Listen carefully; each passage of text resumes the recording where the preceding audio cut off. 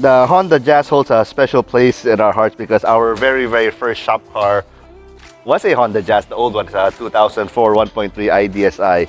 And then my partner Furman, even before that, was the first one to turbocharge that particular generation of Jazz here in the country. That's 20 years ago, saying a 2003 1.3 manual Jazz. So it's the first turbocharged Jazz in the country. So our personal Jazz, we did long tube headers, intake, and then unit chip, because up to now there's still no remap for that, and there never will be. But when this generation came out, the GE Jazz, which is 2008 up to about 2014, this we can remap, and heck, we've done countless of these, and the Honda City as well. Intake, exhaust, tuning, turbo, supercharged, you name it, we've done it. And of course, we also have carbon fiber parts for this one, but not for this particular car. What we're doing with this one is we're going to be doing a full exhaust on it, and then afterwards ECU remap. Since he already has a K&N drop-in filter, I told him we don't need a cone intake anymore. That's good already. Some people like the engine stock looking, and this particular filter, let's open it up so you can see. Yeah, that's a K&N filter. This thing is lifetime. You clean it once a year. Oh, still pretty clean. Never have to change it ever again.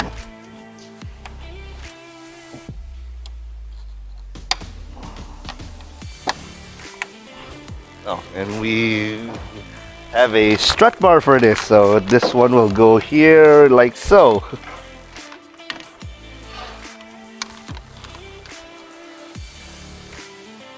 Oy, kabit na. Diyan na eh.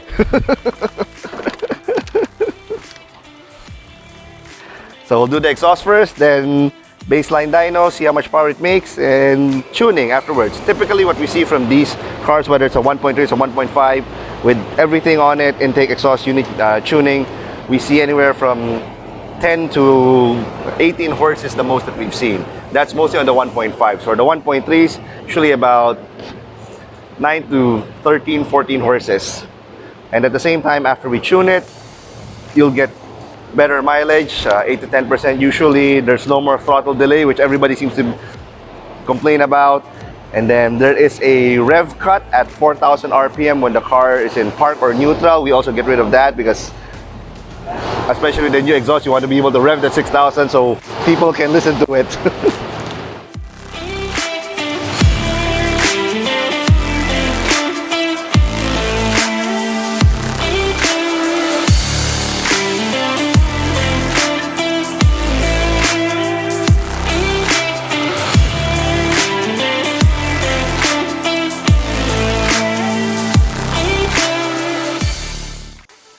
Alright, this is the stock exhaust system of a Honda Jazz. A Honda City will be 95% similar. The only difference is the muffler at the back is not going to look like that because it's a longer car, it's a sedan. So if you're researching about exhaust and you come across 4.1 versus 4.2.1, stop researching because you're in the wrong page. There is no more 4.1, 4.2.1 for pretty much any Honda model after 2012. The K20 is still a 4.2.1, but every Honda model from the 1.5, 1.3, 1.8, V6s, they don't have separate exhaust ports anymore. They now have one single exhaust port here, which is this oval one. So it's a 1.1 exhaust. This is the catalytic converter. Let's get some terms straight first. When you say the header system for the Jazz, it's this. It's a two-part thing. It's this one. This entire thing is called the header. It's just split into two parts. The reason why we lumped it that way is because this is the catalytic converter. This is the secondary cap. So as long as it has a catalytic converter attached to it, that part is the exhaust header. So some people call it downpipe. That may be correct, but that's usually a term reserved for turbocharged vehicles, not this one. So this is the header, okay? There's no downpipe, there's no 4.1, there's no 4.2.1. So this is just it. This is the mid pipe. This letter L thing. It's called a mid-pipe because it's in the middle. No shit. It's really like that. This is the mid resonator or silencer. They're one and the same thing, resonator, silencer. They both have one job, which is basically to make the exhaust quiet. This is the rear section. So the term now is called an axle back because the muffler is at the back of the rear axle. This is the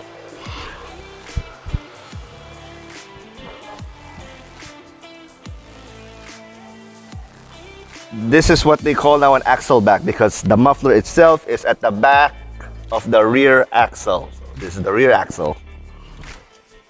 So if you hear the term axle back, it's just this short thing right there. And a full exhaust is all of these things combined. Now, one more thing, if you hear the word cat back, it's just this one and this one because it is at the back of the catalytic. So this is the catalytic converter, that's 1, 2. So back of the catalytic converter, this is a cat back. So again, full exhaust is this whole thing. And it starts from the engine.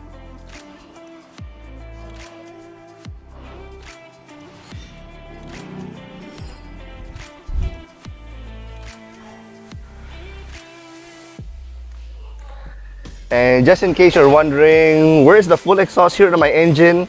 No, you can't see it. It starts from there at the back. No, you really don't see it in the Jazz. There's a very funny story. We joined several car shows ago. We have a lot of Honda Cities on display. So 2 friends walk by. One friend is always nagmamagaling during the car show. They're always like that.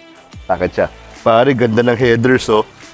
I was standing here beside the car, and when he tried telling his friend, these are the headers, I told him, no, stupid, that's the intake manifold.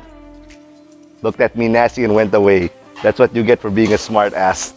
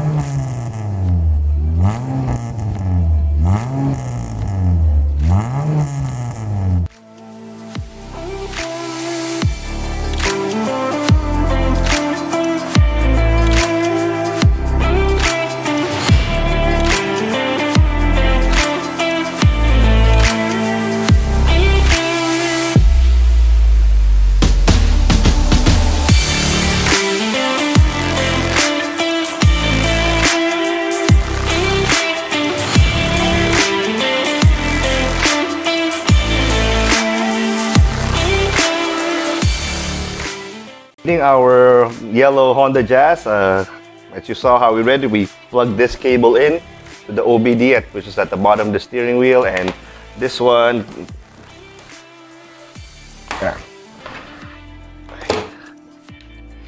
USBs here to the computer. So we've saved the stock file, and I've just opened the stock file, and this is what it looks like. Okay, it may not look like much, but this is why it's called remapping, because every one of these folders underneath it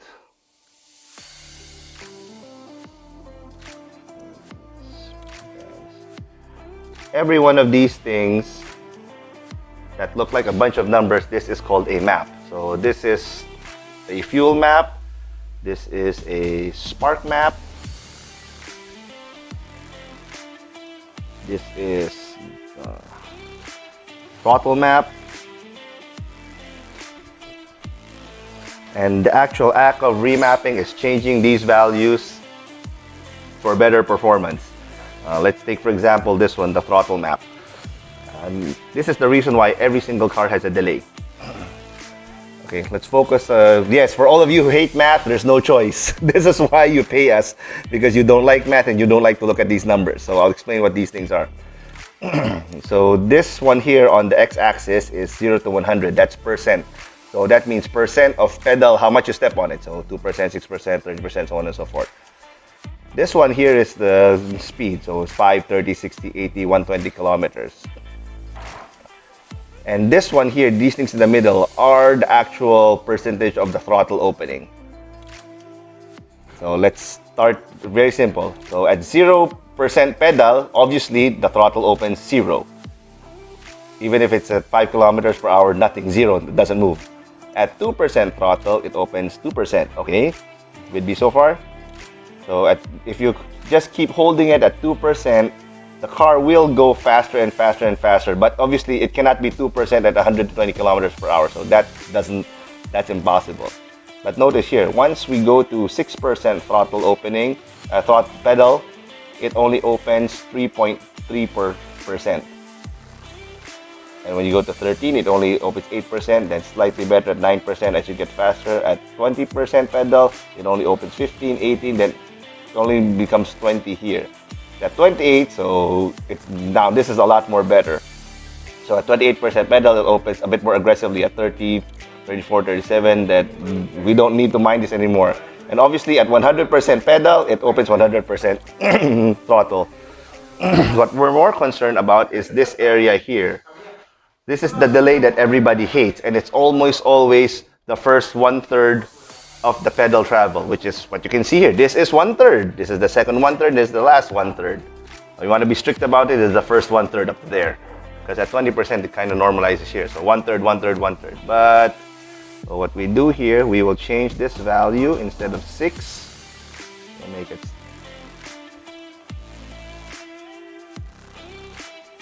We want a little bit more aggressive, so we make it 7. This one, even at 2%, we make it slightly bit more aggressive.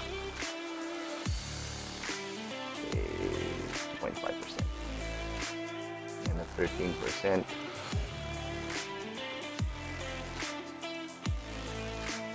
Increase this to about 14, maybe 15%. There you go. And even this one, we can highlight it a bit. We can equalize this part here. There you go. So this one, effectively, what I just did, gets rid of the pedal delay that everybody hates. So you don't need a throttle controller anymore. This part we do leave alone because this is already correct for what it is. Making this even more aggressive doesn't really do anything.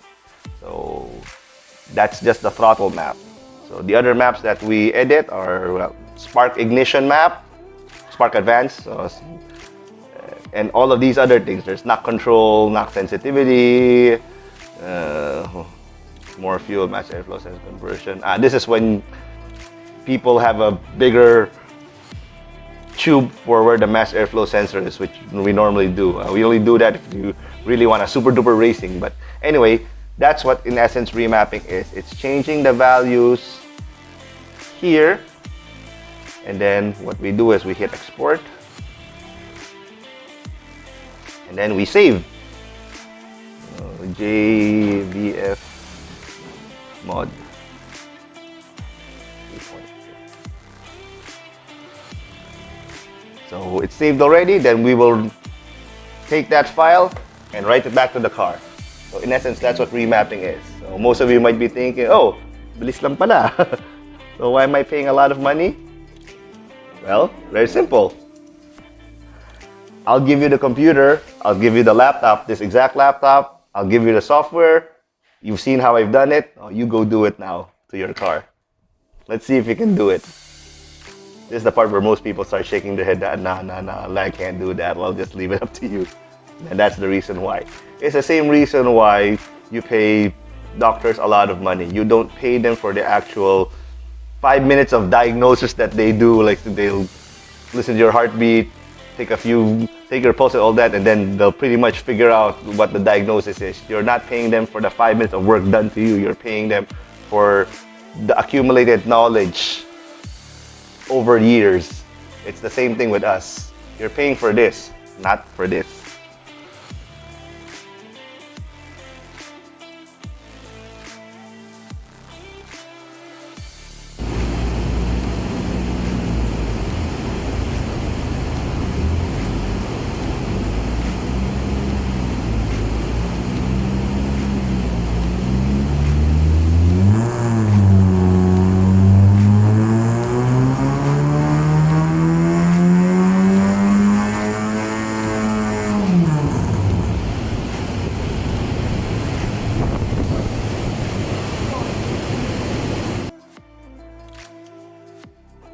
All right, this is our results for our Honda Jazz Remap. So I'll explain what all of these lines mean on the dyno chart. This green line is our stock baseline, 70 horses. Well, it's a little bit low than what we expect. Normally, 1.5 Jazz, which you see at least around 80 horse, but hell, every car is different. The red line here now is after we installed the exhaust. So from 70 went up to 75. This is peak to peak horsepower, but the big gain here is at the bottom. From 15 to about 40 horses. Then from 20 to 40, then get smaller and so on and so forth. This yellow line is after ECU remap. So we went from peak power of 75 to 85. We get consistently 5 horses, 5 horses, 5 horses here, 7 horses here, 10 horses here, 12 horses here at the very bottom. Torque is the same thing, so peak torque is 100, but we start really low at the bottom at 40, and then became 120. Then after tuning, so we ended up at around 130 Newton meters of torque. Also, this is what you want in a torque curve. It's pretty flat, so the response is consistent. With this one, this is the lag that everybody hates and experiences, because when you step on it, and mind you, this is at full power, when you step on it, nothing, then shoots up suddenly. And as you all know, most people don't even reach 3,000. For some unknown reason, they think it's just gonna explode if you lampas 3,000, aside from the fact it malakas sa gas. So with this one, if you want to ask how much total horsepower was made, if you compare this green line with this yellow line, this around averaging everything out, we get about 16 to 22 horses. Torque wise, we're getting around 20 to 30 Newton meters more with everything on average. The way that it's being done is you should get the horsepower difference every RPM. So at 22, 23, 24, 25, 3,000. So if you want to excel all of this, then you get the average. That's how you get total horsepower. You do not just focus on the peak numbers here, which is these 2 points here, because this happens only at a specific RPM, so namely at 6,000 RPM, nowhere else. Same thing with torque. You're not supposed to focus on these 2 numbers. As you see, it's like 27 Newton meters. Oh, not too bad, but that's it. It's actually a lot more than that. So again, horsepower computation on average, you get it every RPM level, the difference between the before and the after. Then you average it out. Same thing with torque. So that's how you read a dyno chart.